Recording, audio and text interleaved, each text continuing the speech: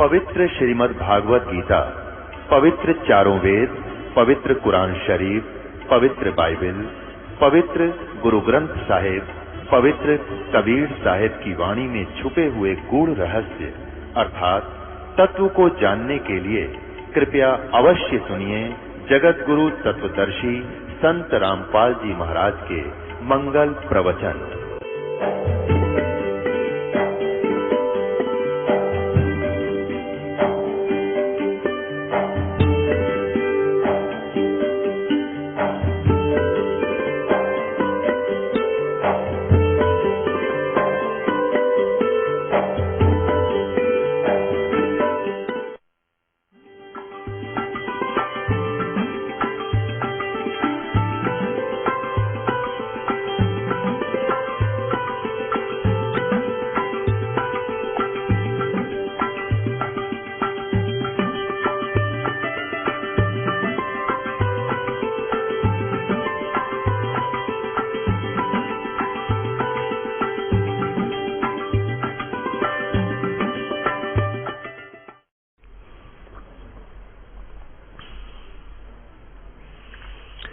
कर जोरूं विनती करूं,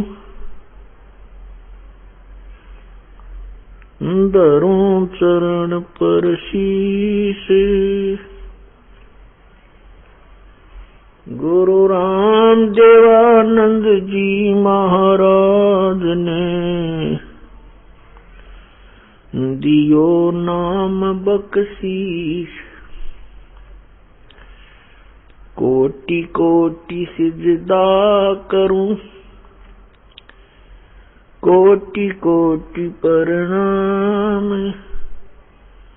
चरण कमल में राखियो, मैं बंदी जाम गुलाम।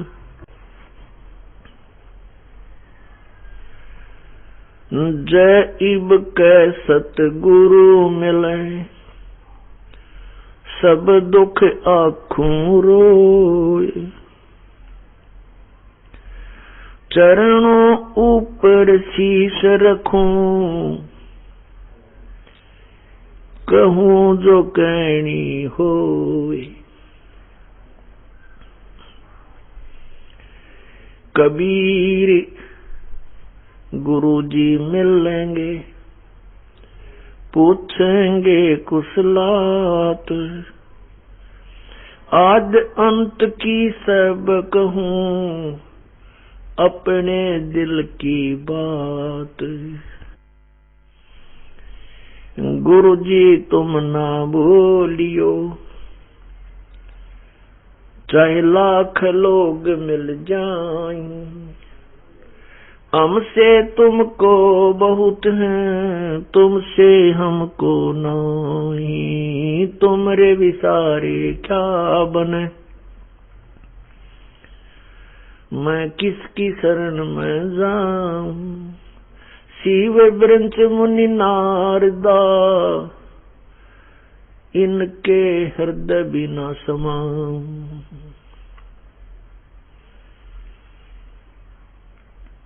बंदी छोड़ दयाल जी, तुम तक हमारी दौड़े। जैसे कागज जहाज का, सूजत और न ठोरे। अवगुण किए तो बहुत किए, करत न मानी हार। बावे बंदा बख्श दियो, बावे गर्दन उतारे। अवगुण मेरे बाप जी, बख्शो गरीब नवाज। जो मैं पूत कपूत हूँ, बोहर पिता को लाज। मैं अपराधी जन्म का, नक्शक भरे विकार। तुम दाता दुख बंजना, मेरी करो संभार। पुण्यात्माओं ने आज सुबह के सत्संग में जो प्रकरण सुना, आत्मा और परमात्मा का संवाद, उसी का शेष अंश आपको अब सुनाया जाएगा।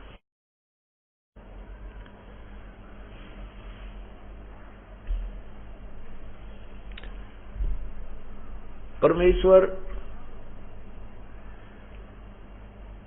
अपनी पुण्यात्माओं को अपना रहस्य बताने के लिए भ्रमते भटकते रहते हैं। जैसा कि आपने सुना था, प्रभु ने कहा है,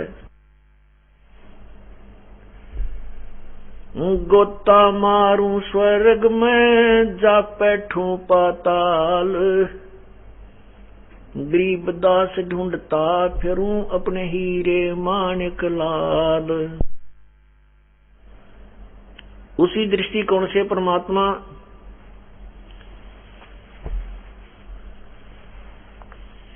अपनी प्यारी आत्मा धर्मदास जी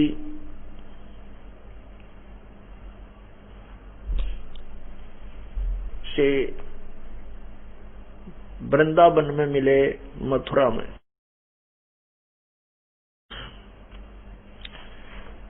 आदरणीय गरीबदास साहिब जी ने अपनी अमृतवाणी में धर्मदास जी व परमेश्वर कबीर जी की वार्ता को लिपिबद्ध किया है, क्योंकि कबीर परमेश्वर ने अपनी प्यारी आत्मा आदरणीय गरीबदास साहिब जी का ज्ञान योग खोल दिया था।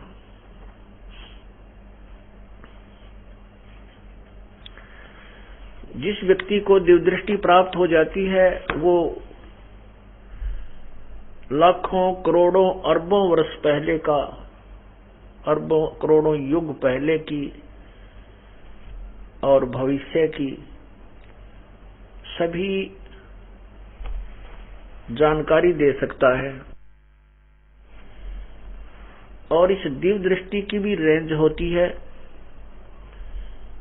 जैसे एक दूरबीन होती है, वो कुछ ही किलोमीटर तक स्पष्ट दिखा सकती है, दूसरी उससे ज्यादा, तीसरी उससे ज्यादा, ऐसे। जैसे वेद व्यास जी ने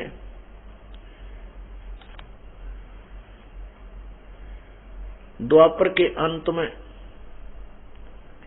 लाखों वर्ष पहले बोले गए वेदों को लिपिबद्ध किया, और कई वर्ष पहले बोली गई गीता जी को जो का त्यों लिपिबद्ध किया, और 18 पुराणों को, श्री सुधा सागर को, जो भी वार्ता जिस जिसकी जैसी हुई थी, वो ज्यों की तो व्यास जी ने बाद में लिपिबद्ध की। उनकी दिव्यदृष्टि खुली हुई थी, उनकी दिव्यदृष्टि काल ने खोल रखी थी, और काल के पुजारियों की दिव्यदृष्टि की रेंज बहुत ही सीमित होती है।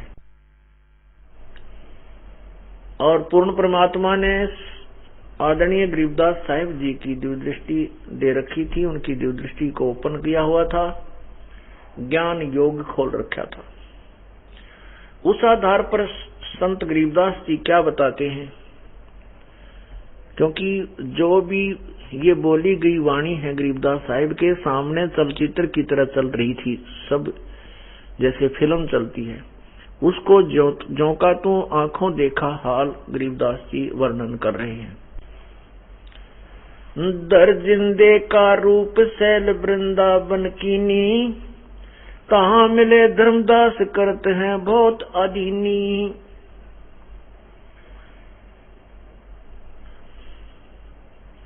बहुरंगी वरियाम कामनी कामी सोई, दर सतगुरु का रूप धनी उतरे हैं लोई। धर सतगुरु का रूप, वो धनी यानी कुल का मालिक कबीर परमेश्वर ही अवतरित हुए थे।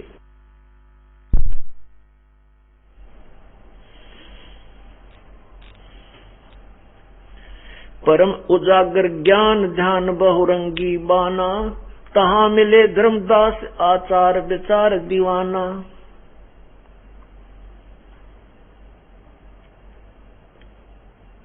परमात्मा कबीर परमेश्वर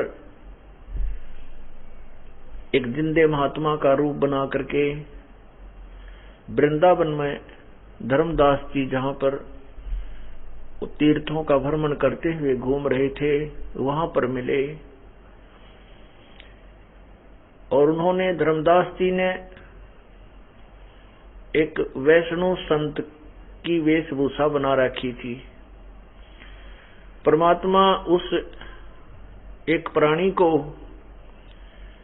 अपनी शरण में लेने के लिए, अपना ज्ञान उसके हृदय में जमाने के लिए स्वयं तो एक दास और भक्त की भूमिका करते हैं, और उस एक छोटे से प्राणी को स्वामी जी कहते हैं।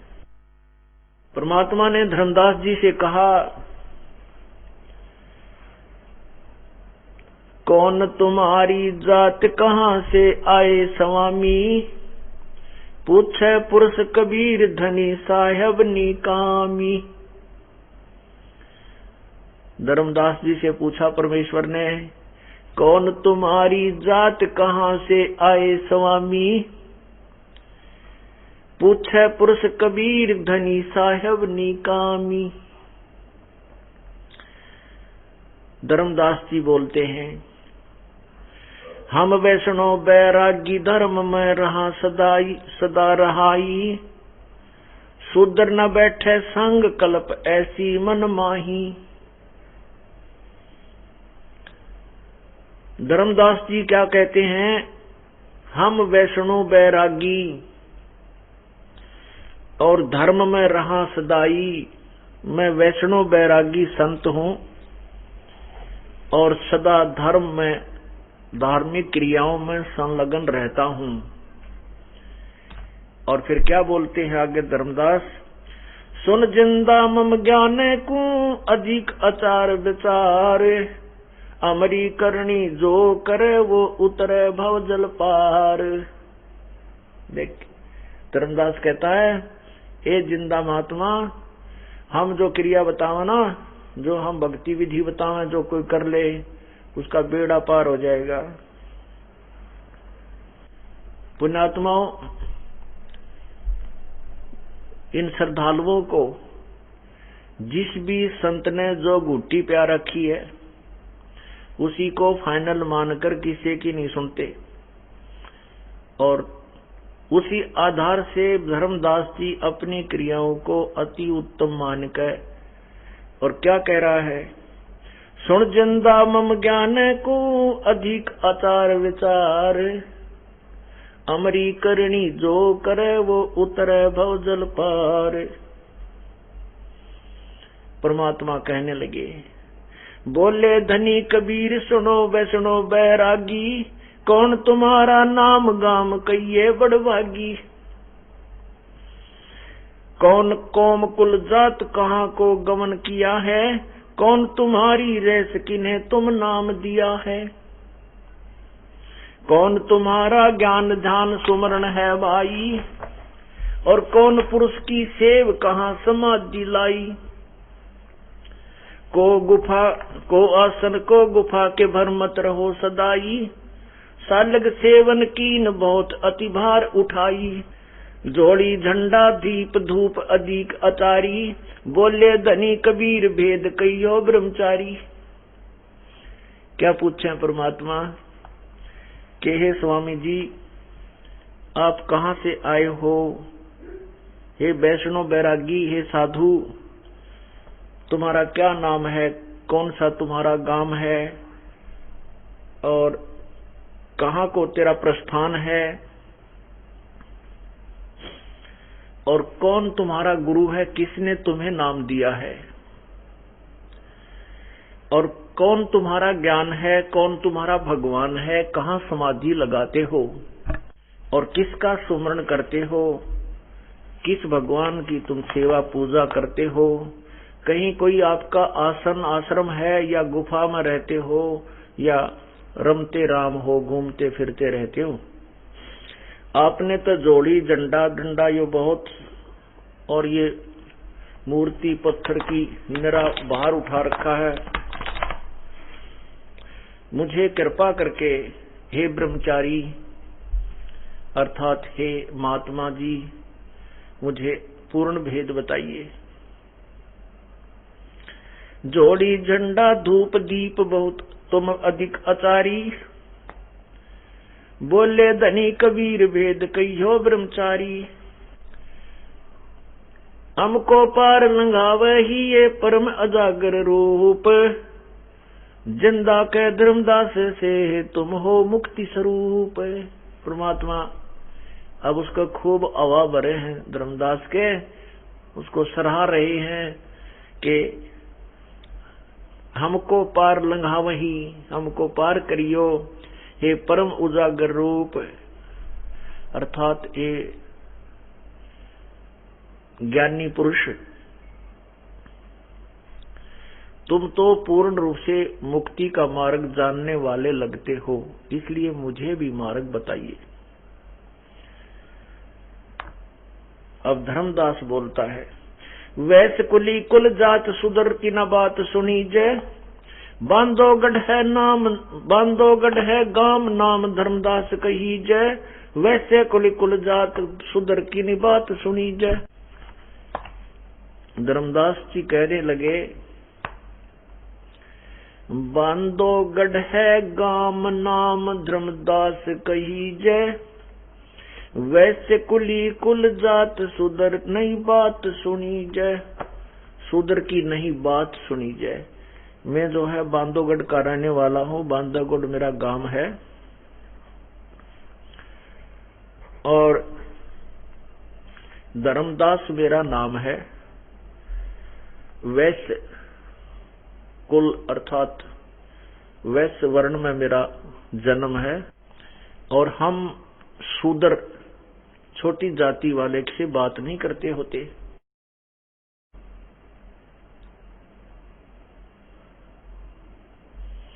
सरगुण ज्ञान स्वरूप ध्यान सालग की सेवा, मल्लाग्र छड़कंत संत सब पूजन देवा।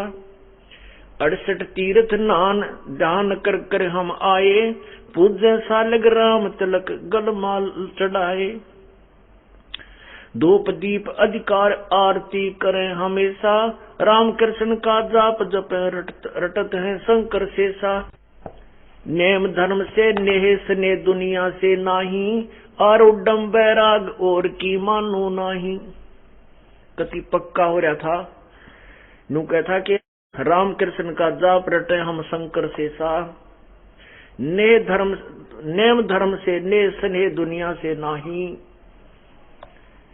और मैंने जो ज्ञान प्राप्त करके जो वैराग धारण किया है ये मेरा आरूढ़ है, मैं इसके पर पूर्ण रूप से दृढ़ हूं, और की मैं मानू को न। सुन जिंदे मम धर्म को विष्णु रूप हमार, 68 तीर्थ हम किए चिन्हा सिरजनहार। 68 तीर्थ कर लिए और मैंने तो भगवान पा लिया।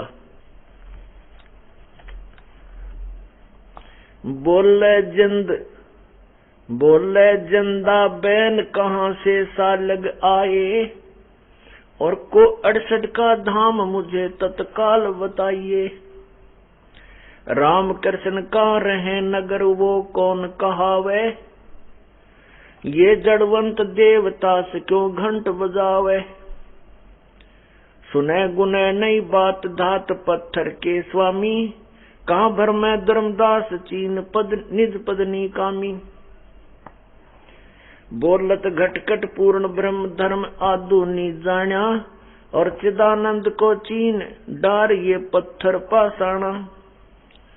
राम कृष्ण को टो गए ये धनी एक का एक, जिंद कहे धर्मदास से बुझो ज्ञान विवेक। ज्ञान विवेक अर्थात तत्व ज्ञान। बुझो ज्ञान विवेक एक निज निश्चय आनम, दूजा दो दिख जात कहाँ पूजो पाषाणम। जठ रग्नि में राख साख सुनियो धर्मदासा, तज पत्थर पाषाण छोड़िया बोधी आशा। अनंत कोट ब्रह्मांड रच सब तज रह नियारे। जिंद कह धर्मदास को जाका करो विचारी। जाका करो विचार सकल जिन सृष्टि रचाई। वार पार नहीं कोई बोलत है सब घट माही। अब क्या बताते हैं, परमात्मा ने कहा कि पहले तो यूं बता, तू आप कह रहे हो कि मैंने भगवान पा लिया, वो राम कृष्ण कहाँ रहते हैं?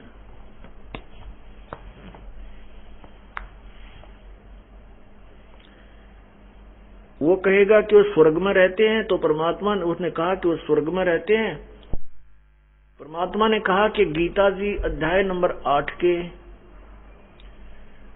मंत्र 16 में लिखा है कि ब्रह्मलोक पर्यंत ये सभी लोक नाशवान हैं, पुनर्वर्ती में है, वहां गए हुए भी प्राणी जन्म मृत्यु को आते हैं। और महाप्रलय जब होती है, ना ब्रह्मा रहेगा, ना विष्णु रहेगा, ना शिव रहेगा। परमात्मा ने बताया कि 7 जैसे ब्रह्मा जी की आयु है 1000 चतुर्युग का दिन, 1000 चतुर्युग की रात्रि, 30 दिन रात का महीना, 12 महीने का वर्ष और 100 वर्ष की आयु। ब्रह्मा जी 50 वर्ष के हो चुके हैं, 51वां वर्ष चल रहा है, ब्रह्मा जी की मृत्यु होगी। 7 ब्रह्मा की मृत्यु के उपरांत 1 विष्णु की मृत्यु होगी और 7 विष्णु की मृत्यु के उपरांत 1 शंकर की मृत्यु होगी।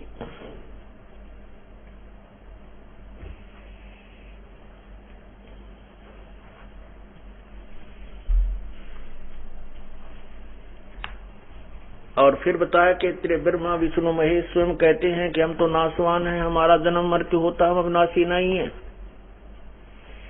तो उनके पुजारी कहाँ रहेंगे?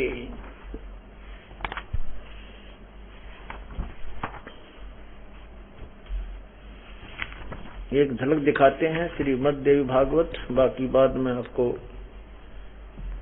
पूर्ण समझाएंगे। ये देखिएगा श्रीमद् देवी भागवत, गीता प्रेस गोरखपुर से प्रकाशित। अनुवाद करता है, इसके संपादक हैं हनुमान प्रसाद पोदार चिमनलाल गोस्वामी। ये है 3रा स्कंद और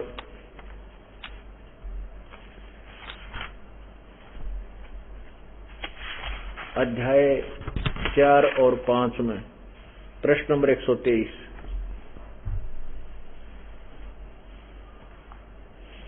इसमें विष्णु जी स्वयं कह रहे हैं और शंकर जी भी बोल रहे हैं साथ में। विष्णु भगवान कह रहे हैं, तुम शुद्ध स्वरूपा हो, यह संसार तुम ही से उद्भासित हो रहा है। मैं ब्रह्मा और शंकर हम सभी तुम्हारी कृपा से विद्यमान हैं। हमारा आविर्भाव और तिरोभाव, आविर्भाव माने जन्म, तिरोभाव माने मृत्यु हुआ करता है। केवल तुम ही नित्य हो, यानी अविनाशी हो, जगत जननी हो, प्रकृति और सनातनी देवी हो। शंकर भगवान बोले, देवी यदि महाभाग विष्णु तुम ही से प्रकट हुए हैं तो उनके बाद उत्पन्न होने वाले ब्रह्मा भी तुम्हारे ही बालक हुए। फिर मैं तमोगुणी लीला करने वाला शंकर क्या तुम्हारी संतान नहीं हुआ? अर्थात मुझे भी उत्पन्न करने वाले तुम ही हो, वाली तुम ही हो। फिर नीचे बताया है इसी में 123 पृष्ठ पर ही, ये नीचे देखिएगा, तीनों गुण भी यही बताए हैं। इस संसार की सृष्टि, स्थिति और संहार में तुम्हारे गुण सदा समृद्ध हैं। उन्हीं तीनों गुणों से उत्पन्न हम ब्रह्मा, विष्णु और शंकर नियमानुसार कार्य में तत्पर रहते हैं।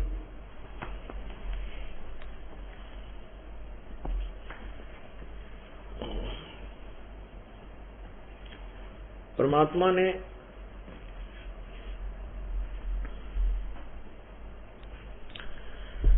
धर्मदास जी से बताया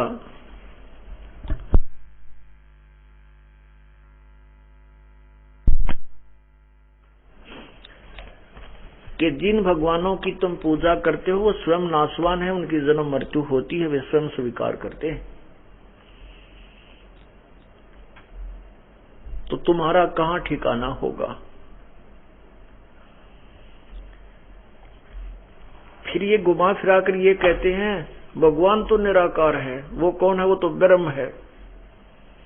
बस अंतिम दौड़ इनकी ब्रह्म तक है और वो ब्रह्म लोक में रहता है, और फिर कहते वो निराकार है, उनका पुजारी ब्रह्म लोक में पहुंच जाता है। ये देखिए पवित्र गीता जी, श्री मद् भगवत गीता, इसके अध्याय नंबर 8 और श्लोक या मंत्र कहो 16 में।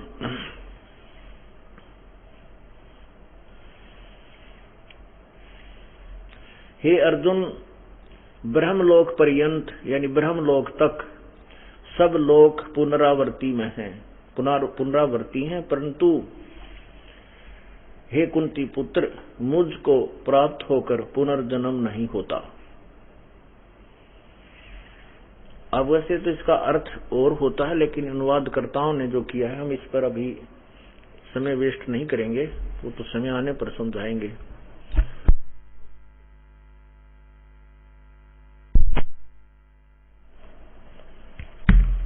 ये ब्रह्मलोक क्या है ये देखिएगा। ये एक ब्रह्मांड है, ये एक ब्रह्मांड है, ये एक ब्रह्मांड है, एक ब्रह्मांड का लघु चित्र, ये एक ब्रह्मांड है।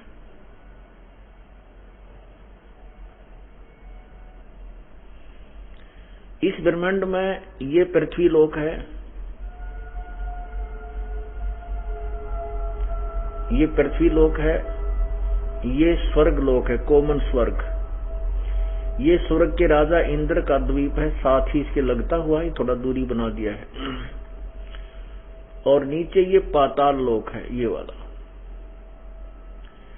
इस पाताल लोक पर, इस पृथ्वी लोक पर और इस स्वर्ग लोक पर ये ब्रह्मा, विष्णु और शिव जी, इन तीनों का अधिपत्य है। जो विष्णु शंकर जी की सेवा का पूजा करते हैं वो शंकर जी के लोक में चले जाते हैं, इस द्वीप में। जो विष्णु के उपासक हैं वो विष्णु लोक में चले जाते हैं, ब्रह्मा के पुजारी ब्रह्मा के लोक में, और जो अन्य साधना उपासना करते हैं, धर्म आदि करते हैं, वो कोमन स्वर्ग में चले जाते हैं।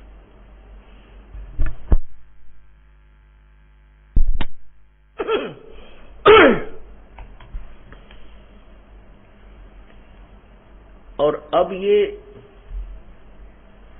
ये है ब्रह्मलोक, ये सारा ब्रह्मलोक है, ये वाला, ये इतना हिस्सा जो है ये ब्रह्मलोक है। ये ब्रह्मलोक एक ब्रह्मांड के बहुत ज्यादा अत्यधिक हिस्से में है, बहुत विस्तृत है। तो अब ये कहते हैं ये अंतिम, यहाँ ये ब्रह्मलोक है, ये ब्रह्मा विष्णु के लोक तो बहुत बार नष्ट हो जाते हैं, पृथ्वी लोक भी और ये स्वर्ग आदि तो, लेकिन ये ब्रह्मलोक इनसे ज्यादा स्थायी है। अब गीता जी में लिखा है कि ये ब्रह्मलोक पर्यंत ये सारे ही यहाँ भी, ये भी नाशवान है, यहाँ गए हुए सभी साधक भी पुनर्वर्ती अर्थात पुनर्जन्म होता रहता है, जन्म मृत्यु होती है।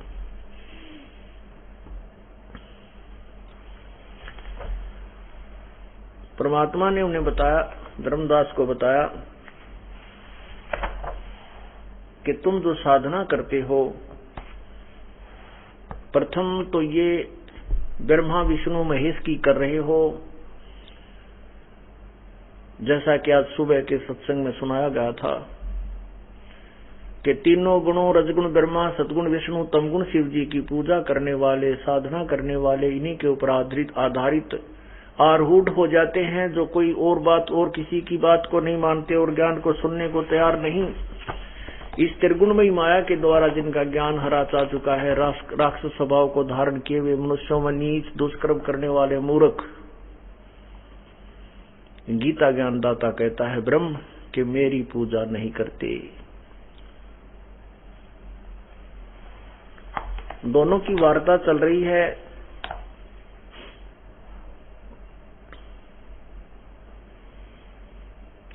परमात्मा कह रहे हैं कि बोले जिंदा बैन सुनो, कहां से सालिग आए और को 68 का धाम मुझे तत्काल बताइए। राम कृष्ण कहाँ रहे, नगर वो कौन कहावे, ये जड़वंत देश देव ताश क्यों घंट बजावे। अब धर्मदास जी ने जो भगवान विष्णु की मूर्ति पूजा जब की, छोटी छोटी घंटियां ले रखी, उन बजा उसके सामने श्री विष्णु स्तोत्र करते समय कहते इन पत्थर के देवता आगे क्यों घंटी बजाओ, ये ना सुना, इनका कान ना आंख ना है, और क्यों मूर्ख बन रहा है तू। राम कृष्ण कहाँ रहे, नगर वो कौन कहावे, ये जड़वंत देव ताश क्यों घंट बजावे। सुने गुने नहीं बात धात पत्थर के स्वामी, कहाँ भर में धर्मदास निज चिन्हो निज पदनी कामी।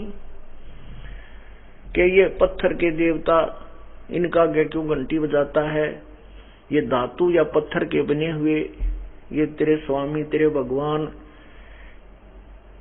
ये नहीं सुनते कुछ भी, और कहाँ भ्रम रहा है धर्मदास। उस परम पिता उस यथार्थ मार्ग को सुन। राम कृष्ण कोटो गए ये धनी एक का एक, जिंद कहे धर्मदास से बुझो ज्ञान विवेक। मुझे तत्व ज्ञान सुन। ये रामकृष्ण तक करोड़ों मर लिए, वो पूर्ण परमात्मा यानी अपना ही डबल रोल करते हुए प्रभु कह रहे हैं वो एक का एक, वो ज्यों का त्यों है।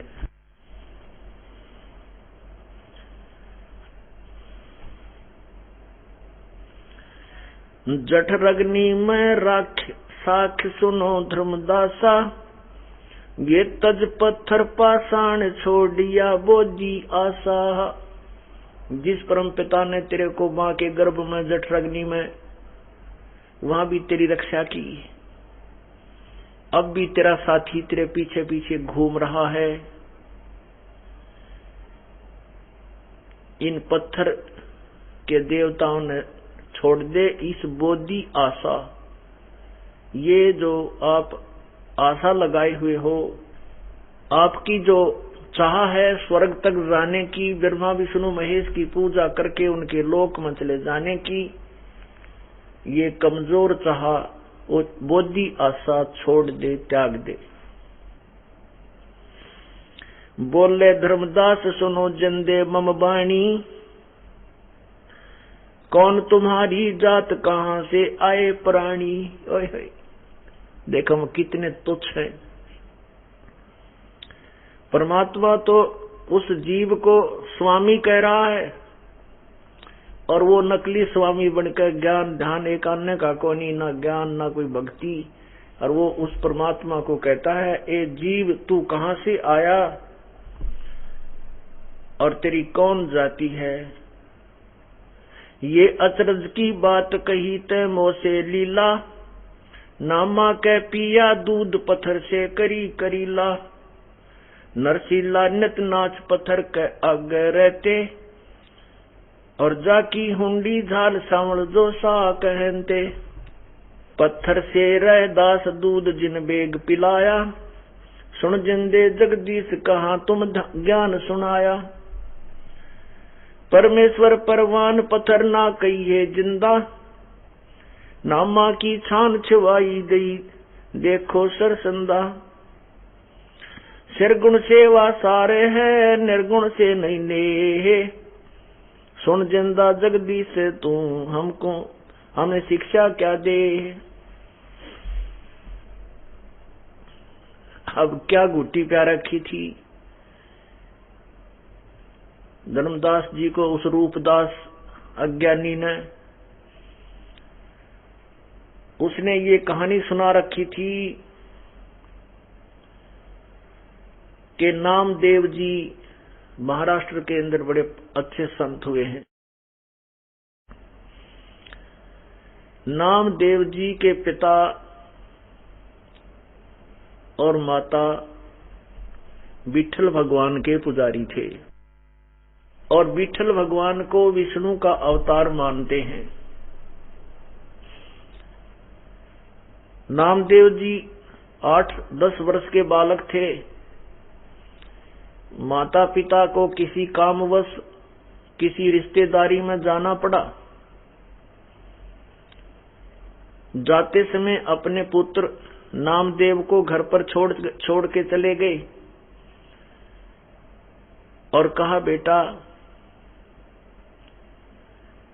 विठल भगवान को दूध पिलाकर दूध का भोग लगाकर पीछे आहार करना। नामदेव जी ने कहा, ठीक है माता पिताजी आप जाइए और मैं आपके बाद में पूरी पूजा करूंगा, पूरी सेवा करूंगा। जाते समय भी 2-3 बार कहा कहीं बच्चा भूल ना जावे, ठाकुर जी को भोग ना लगे। जाते समय भी कहा, रे बेटा ध्यान से सुन ले, कहीं ठाकुर जी को भोग ना लगावे। और बच्चे को माता पिता धमका भी देते हैं, करड़ा सख्ती से भी पेश आते हैं। कहा, बेटा देख ले कहीं भगवान को भोग ना लगे तो ठीक नहीं रहेगी, परमात्मा रुष्ट हो जाएगा अपने से, बहुत आपत्तियां आ जाएंगी। नामदेव जी को और दर्द चिंता बन गई, अधिक चिंता बन गई कि माता पिता ने कहा है तो भोग अवश्य लगाऊंगा। तो माता पिता तो क्या करते थे, जैसे पत्थर की मूर्ति रखी हुई थी, दूध का नहा धो के दूध का कटोरा भर के भगवान की मूर्ति के सामने रख देते थे, आगे पर्दा लगा देते थे और कुछ देर के बाद उसको उठा करके शेष दूध में मिला लेते थे और फिर स्वयं उस भगवान के लगे हुए भोग को ग्रहण करते थे। नामदेव जी बच्चा था, उसने कभी ऐसी क्रिया की नहीं थी, ना उसको मालूम था। नामदेव जी ने को पता ये सुना, माता पिता से पता लगा, उन्होंने आदेश दिया कि भगवान को भोग लगाना है, दूध पिला के पीछे तूने भोजन खाना है। तो लड़के ने सुबह स्नान करके और विठल भगवान की मूर्ति के सामने कटोरा दूध का भर के रख दिया और कहा, ये भगवान भोग लगाओ, ये भगवान दूध पियो। अब वो पत्थर कहाँ दूध पिया था। अब बच्चे ने सोची अगर कोई माता पिता गुस्से होंगे और भगवान दूध पी नहीं रहा, हे परमात्मा मैं बालक हूं, आपका बच्चा हूं, मुझे पूरी क्रिया का पता नहीं, आप कैसे दूध पीते हो, मेरे माता पिता मुझसे नाराज होंगे। हे भगवान मुझ बालक से कोई गलती हो गई हो तो माफ करो प्रभु, आप दूध पान करो। अब वो दूध नहीं पिया, बच्चे ने भी आहार नहीं किया। नेक्स्ट डे सुबह फिर नहाया धोया, स्वच्छ कपड़े पहने धो के फिर दूध का कटोरा भर कर रख दिया ताजा, नहीं दूध पिया। बच्चे ने भी आहार नहीं किया। बालक था, एक दिन की भूख में निढाल हो गया, दूसरे दिन की भूख और ज्यादा ही उसकी हालत कमजोर हो गई। तीसरे दिन उठा, फिर ऐसे ही प्रार्थना की, रोने लगा कि प्रभु मैं बालक हूं, आपका बच्चा हूं, मुझे पूर्ण क्रिया का पता नहीं, हे प्रभु मेरे माता पिता नाराज होंगे, मुझे कहेंगे कि तूने भगवान को भोग नहीं लगाया। और परमात्मा आप दूध पान नहीं करोगे, भोग नहीं लगाओगे तो आपका दास भी आहार नहीं करेगा। उस बच्चे की ऐसी निष्ठा देखा कि ये बालक मर जाएगा। माता पिता 1 हफ्ते में आवेंगे। चौथे दिन जब देखा बालक पर उठा भी नहीं जा रहा है, ऐसे बड़ी मुश्किल से वहां तक पहुंचा है और ऐसे बैठ गया है, उसी समय परमात्मा उस पत्थर के अंदर प्रकट हुए, हाथ से कटोरा उठाया और दूध को पी लिया। नामदेव की खुशी का ठिकाना नहीं रहा। फिर स्वयं भी आहार किया। नेक्स्ट डे, अगले दिन फिर दूध रख दिया। भगवान ने फिर इसी प्रकार प्रकट होकर के दूध पिया। जब माता पिता वापस आए, उनको चिंता थी कहीं बालक भूल ना गया हो, और कहा बेटा क्या तुमने ठाकुर को भोग लगाया कि नहीं? तब नामदेव कहने लगा माता पिता, मैं बालक था, मुझे पूरी क्रिया का पता नहीं था। परमात्मा ने 3 दिन तक दूध नहीं पिया, चौथे दिन दूध पिया, और मैंने भी आहार नहीं किया था। मैं भी मरने को हो गया था, मेरे भी श्वास प्राण निकलने वाले थे। तो मैंने अर्ज की, प्रभु मैं बालक हूं, मुझे ज्ञान नहीं। तो भगवान ने दूध पी लिया। अब वो माता पिता उस बालक के मुंह की तरफ देख रहे हैं, ये क्या कह रहा है। माता पिता को ऐसा लगा कि ये झूठ बोला है, और इसने ना दूध पिया, यो खेलता रहा किधर बालकों में, और इसने सारा काम बिगाड़ दिया। तो कहने लगे बेटा सच बता दे, तेने भोग लगाया कि नहीं? एक माता पिता सही कह रहा हूं, 3 दिन तो भगवान ने बिल्कुल भोग नहीं लगाया, और मेरे से कोई गलती बन गई होगी, मैं बालक था ना। चौथे दिन भगवान ने फिर दूध पिया, हाथ में कटोरा उठा के। तो वो कहने लगे ये झूठ बोल रहे हैं, बालक सा इसने कुछ नहीं पिया, क्योंकि भगवान दूध पीते को ना। कहने लगे अब हमारे सामने पिला के दिखा, नहीं तेरे डंडे मारेंगे। अब उन्हें सोची भाई अब पटूंगा।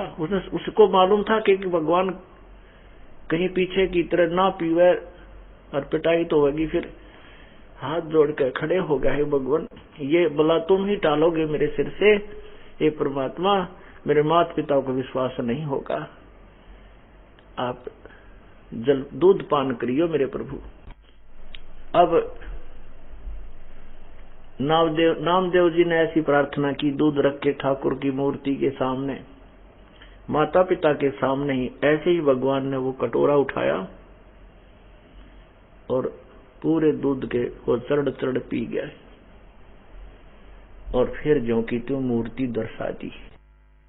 अब नामदेव के माता पिता फूले नहीं समाए, गली गली में जाकर कह रहे हमारे बेटे के हाथ से भगवान ने दूध पी लिया, हमारे बेटे नामदेव ने भगवान को दूध पिला दिया, विठ्ठल भगवान को। अब गांव के लोग कहने लगे ये झूठ बोलता है, ये अपने बच्चे की सूखी महिमा करता फिरता है, इसको दंड दो। पंचायत कर ली, चौपाड़ में नामदेव का माता पिता बुला लिए, नामदेव बुला लिया, भगवान विठल की मूर्ति रख दी और दूध लाके रख दिया।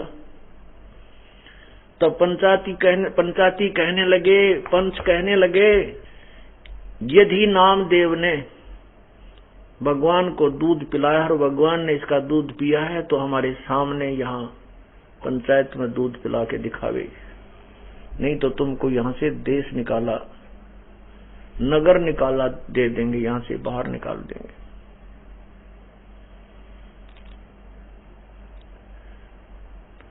नामदेव जी ने फिर प्रार्थना की।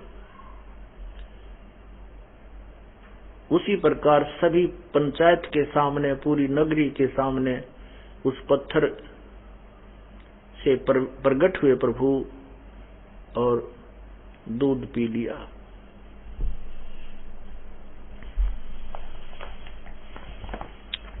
पुण्यात्माओं, ये तत्व ज्ञान है। तो इतनी कथा सुना रखी थी रूपदास जी ने उस धर्मदास जी को। तो उसी आधार पर धर्मदास जी कह रहा है कि ये अचरज की बात कही तै मोह से लीला, न माँ का पिया दूध पत्थर से करी करीला। कि नामदेव का भी दूध पत्थर उस पत्थर ने पिया, वो भगवान है, पत्थर नहीं है।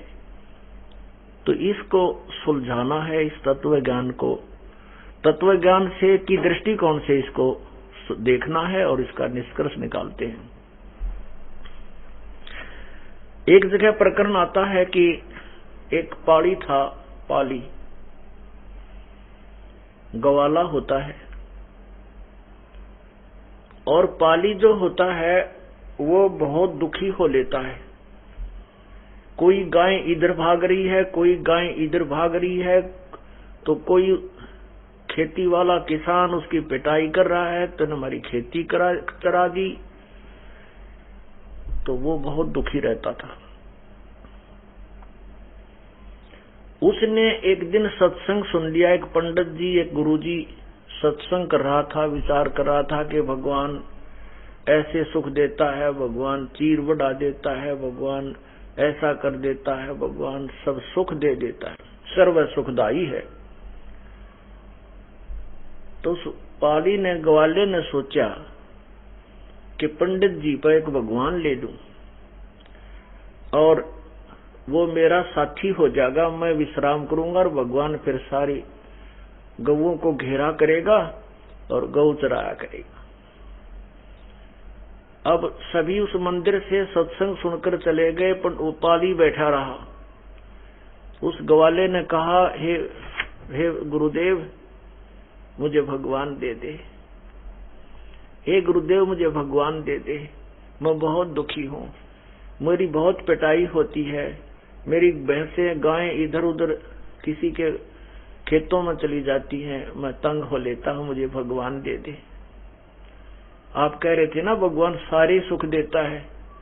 अब पंडित जी ने सोचा, अच्छा बुद्धू पिल्ला पड़ा, अब इस तक कैसे पीछा छुटाऊं, क्यों पाली तो वो भी तो ऐसा होता है ना, जे उसने सीधा मना कर दे तो वो अगले दिन डले मार के जा, उसके पत्थर मारे।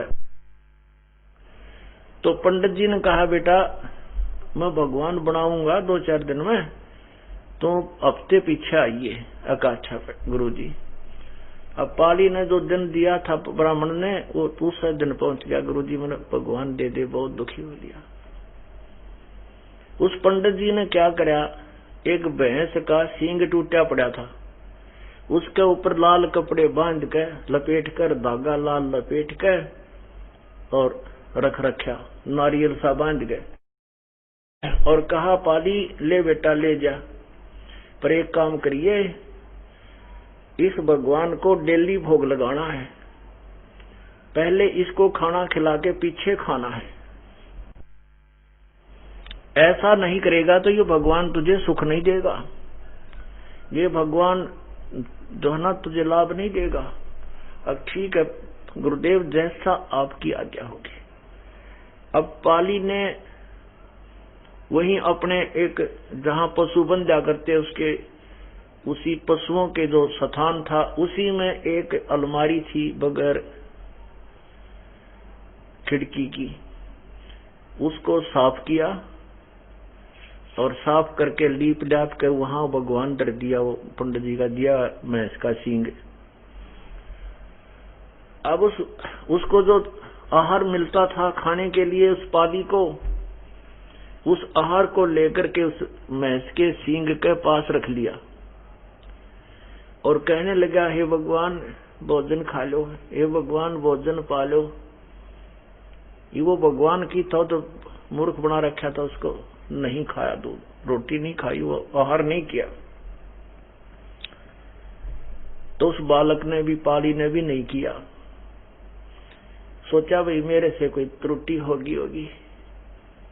अगले दिन फिर नहा धो कर नेक्स्ट डे फिर रख दिया। वो उस दिन भी ना खाया, ना सुबह ना शाम, तो उस पाली ने भी नहीं खाया। ऐसे ही चौथे दिन जब पाली का तीर निढाल हो गया कि आज भगवान आप नहीं खाओगे, तीर दास भी नहीं खाएगा, बेशक मौत हो जा, आप मेरे साथ नहीं होगे तो मेरे को तो सारी उम्र का दुख हो गया। ये भैंसे चरानी, गाय चरानी, ये सूत में आती नहीं मेरा, इससे अच्छे मौत हो जाए वो बढ़िया। अब पूर्ण परमात्मा है हमारे साथी पुण्यात्मा, ये है वो तत्व ज्ञान जो अब आपके हृदय में उतर जाएगा। मैं रोवत हूँ सृष्टि को, ये सृष्टि रोवे मोहे, गरीबदास इस वियोग को समझ न सकता कोई। गीता जी अध्याय नंबर 15 के श्लोक 16 और 17 में स्पष्ट किया है कि इस संसार में दो भगवान हैं, एक क्षर पुरुष ये ब्रह्म काल, एक अक्षर पुरुष ये परब्रह्म, और इन दोनों के लोकों में ये प्राणी सब नाशवान है, ये स्वयं भी नाशवान है, केवल जीवात्मा अमर है।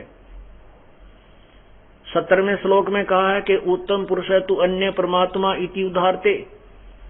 उत्तम पुरुष यानी वास्तव में पुरुषोत्तम कोई उत्तम भगवान तो इन दोनों से भी न्यारा है, जिसको परमात्मा कहा जाता है। और यह लोकत्रयम् अविश्य विभर्ति अव्यय ईश्वर है, जो तीनों लोकों में प्रवेश करके सबका धारण पोषण करता है, सबके किए कर्म का फल भी वही देता है, और नियमत किसी जो जिसका पुजारी है नियमत उसी को बना देता है। ये कबीर परमात्मा भगवान भक्ति की आस्था प्राणी में बनाए रखने के लिए जो भी जिस भी रूप में किसी देव को पूज रहा है, वो वर्तमान की पूजा तो उसकी एक आने की नहीं, एक नए पैसे की नहीं होती, लेकिन उसके पूर्व जन्म के जो पुण्य और भक्ति जो कभी परमात्मा के चरणों में उसने की हुई है, उसी के आधार से वो परमात्मा उस प्यारी आत्मा के प्राणों की रक्षा करने के लिए स्वयं ही कबीर देव प्रकट होते हैं। और वो जिसकी पूजा कर रहा है वो सोचता है कि मेरी मदद आज मेरे इसी भगवान ने की है, लेकिन ऐसा नहीं है। तो ये जो पाली था ये पूर्व जन्म का ग्वाला था, पूर्व जन्म का कोई पुण्यकर्मी प्रभु का, कबीर परमेश्वर का बच्चा था। अब वो शास्त्र विरुद्ध साधना उस अनाड़ी पंडित ने, गुरु ने पकड़ा दी, और उस बच्चे की जान जाने को ही तो परमात्मा स्वयं प्रकट हुए और सामने बैठकर दूध पी करके अंतर्ध्यान हो गए। खाना खाया, अंतर्ध्यान नहीं हुए, खाना खाया और बोले बच्चा बोल के बात है, मैं बहुत बड़ा हो गया हूं।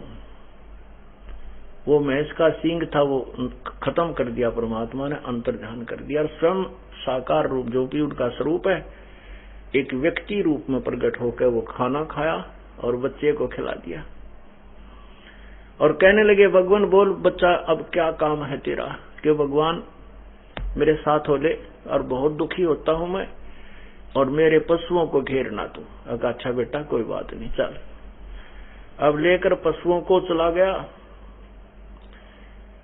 अब एक लाठी पकड़ा दी पाली ने भगवान को अपना लठ। अब कोई भी गाय भैंस इधर उधर जाती है किसी की खेती में तो परमात्मा एक सेकंड में उसके आगे खड़ा लठ लिए खड़ा दिखता है, उधर कोई जाती है तो वहां खड़ा दिखता है, अर्थात सभी क्रिया को बड़ी सुचारू रूप से करने लगा। अब उस पाली ने देखा भाई भगवान के तो चाला है, ये तो बहुत कमाल कर दिया इसने तो, और पाली लेट गया वृक्ष के नीचे चद्दर बिछा के, अकेले भाई मौज कर दी, भगवान जी हाँ सुना था उसा ही पाया। अब उसने सोची चल गुरु जी की जो है धन्यवाद करके आता हूं। अब वो मंदिर की तरफ चला और ब्राह्मण ने देख लिया, ब्राह्मण ने कहा गया पाड़ी, उसने सोचा कि आज यू तेरे डले मारेगा, क्योंकि वो तो भका रखा था। तो पंडित जी ने सोचे आज यू तेरे साथ झगड़ा करेगा, और इसने वह खोल के देख लिया होगा, क्योंकि इसको मना कर दिया था कि इसको खोल के नहीं देखना। तो पंडित जी अपना करड़ा हाथ दिल करे बैठा था, कह देखिए कहेगा दो गाल देकर चला जाएगा और क्या करेगा ये।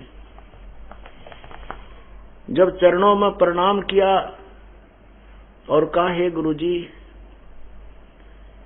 भगवान जो है ना, भगवान ने 3 दिन रोटी नहीं खाई और मैंने भी नहीं खाई, और चौथे दिन तो मेरे प्राण निकलने को हो गए। पता नहीं मेरे से क्या गलती बनी, पता नहीं क्या मुझे भगवान को भोग नहीं लगाना आया। चौथे दिन भगवान प्रगट हो गए, बड़े हो गए, वो तो पूरे आदमी के मनुष्य जितने। वो पंडित जी देखे उसके मुंह का, नहीं यो आज भांग पी कर नहीं आया है, क्या बोल रहा है। और भगवान ना पूरा सही काम कर रहे हैं, पूरा सुख दे दिया। मेरे तो सारे पशुओं को घेर लेता है। मैं थोड़ी देर देखा कि कहीं ये गड़बड़ तो नहीं कर देगा पिटाई वो मेरी, तो भगवान तो बहुत ही अच्छी तरह पशुओं को घेरता है।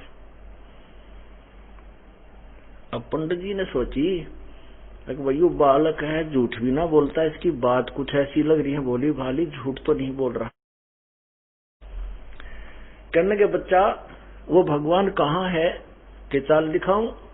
खेत में, वहां देख, वो वहां मेरे पशुओं को घेर रहा है, अब चल मुझे दिखा।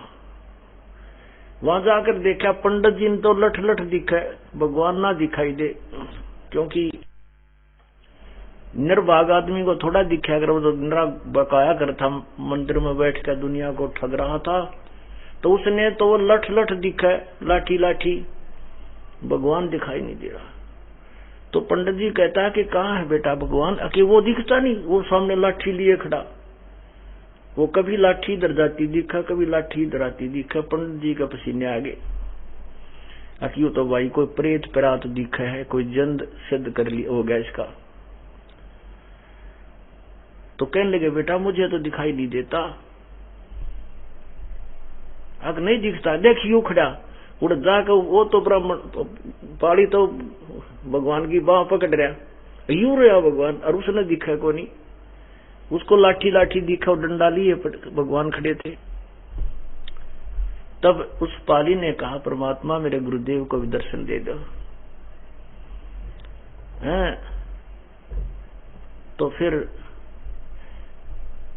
उस अनाड़ी को भी दर्शन दिए। तब परमात्मा ने उस पांडे को कहा कि नालायक, क्यों दुनिया को गुमराह करता है, तू अपने कर्म बना ले। उस दिन के बाद उस पांडे ने भी बकवाद करनी छोड़ दी और प्रभु ने उसको उपदेश दिया, उसका कल्याण